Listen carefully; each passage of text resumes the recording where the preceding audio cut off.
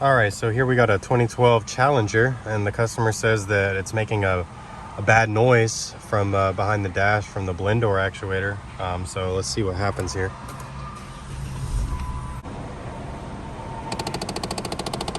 Here we go.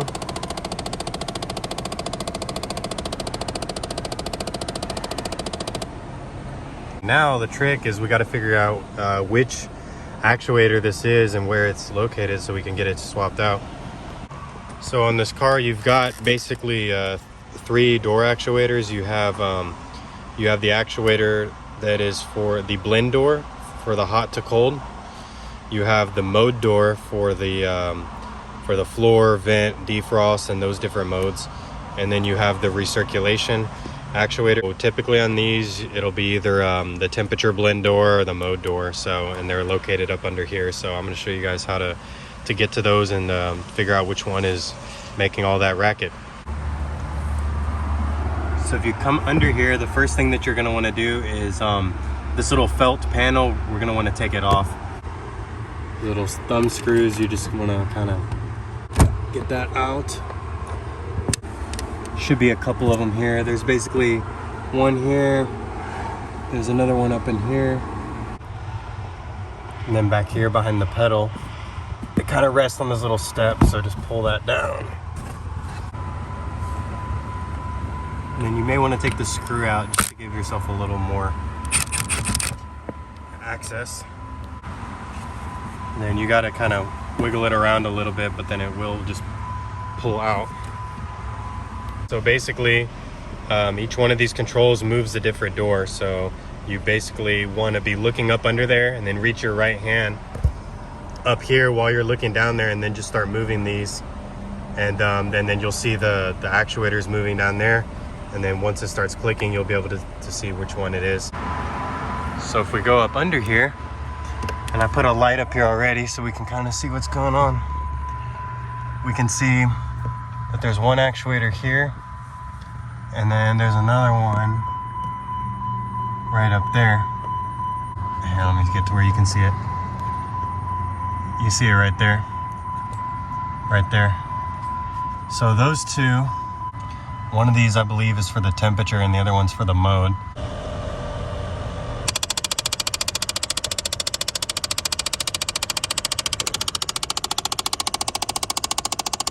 That's that one for the temperature. So I'm switching it to hot. It's moving. Now I'm going to switch it back to cold. Goes up, gets stuck, starts clicking. So that is the door on the top for the temperature. This one that's right here is for the mode. So I'm going to switch the mode, and you'll see kind of that arm up there moving. And that's to switch it from floor to defrost, and to the vent. So after you basically bend your body into a pretzel to get down here, you'll see that there's really only 2 screws. All these actuators, they're the same. So you see how like on this one it's got 1, 2, 3 screws. Well, on the one on top, there's only 2 holding it in, but it's just the ones that are there and the ones that are up there. So basically that screw there, and then there's another one on the top right up there on the top. So you can actually see the 2 screws from right here that you need to take off. So, and then there's the connector on top, but you can always just take the screws out first and then get it out enough to where you can get the connector out. And the socket that you'll need to take it out is going to be a T20.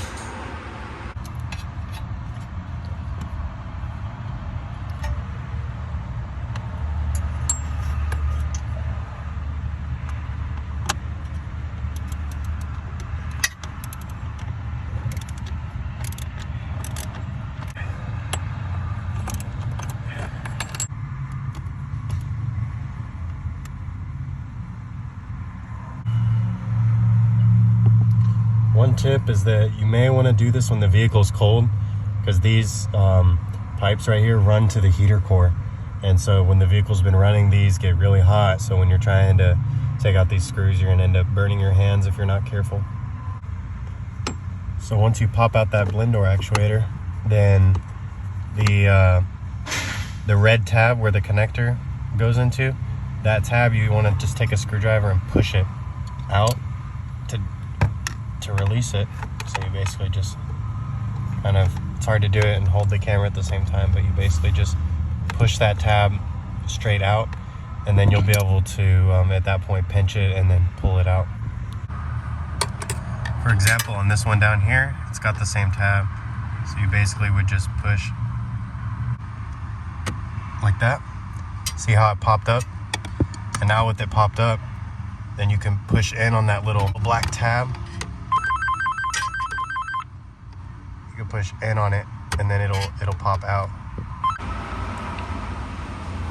Once you get it out, you can see that on the splines that actually go into the airbox, kind of see it here.